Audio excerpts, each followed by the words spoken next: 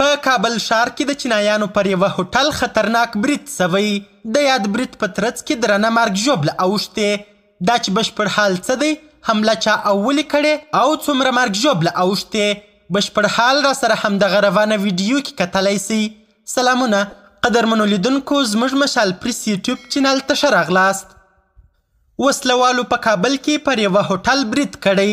په کابل کې د طالبانو امنیتي چارواکي وایي چې نن دوشنبه د ډسمبر 12مه یو شمېر وسلوالو په یوه هوټل باندې برید کړی دی. په کابل کې د ایمرجنسي موسسې په خپل رسمي ټویټر کې لیکلي دي چې د دوی ایمرجنسي روغتون ته 21 کسان انتقال کړل سوي.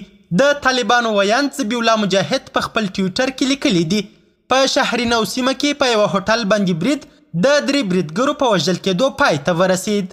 د هوټل ټول میلمانه ژغورل سوي دي او هیڅ کوم بهرنی نه دی وژل سوی. صرف 2 تنه بهرني میلمانه هغه مهال ټپیان سول چې له لوړ چت څخه یې ځان راوغورځاوه. د طالبانو د امنیه قومندانۍ په یوه اعلامیه کې بریدګر شریر عناصر یاد کړي دي.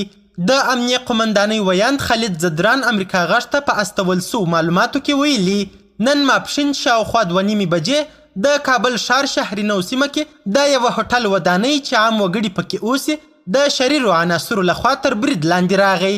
سیمې ته امنیتي ځواکونو ځانونه رسولي او دا مهال د بریدګرو تصفیه روانه ده. تر دې دمه دقیق معلومات نسته چې د برید هدف څوک و.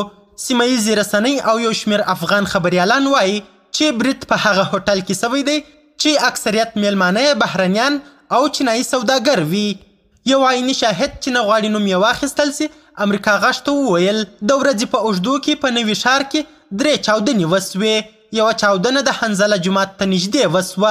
طالبانو ټول سړک بند کړی دی او هیڅوک چیرته نسي تللی. په ټولنیزو رسنیو کې د برید یوه ویډیو خپره سوې او ادعا سوې ده چې برید په یو چینایي هوټل باندې سوی دی.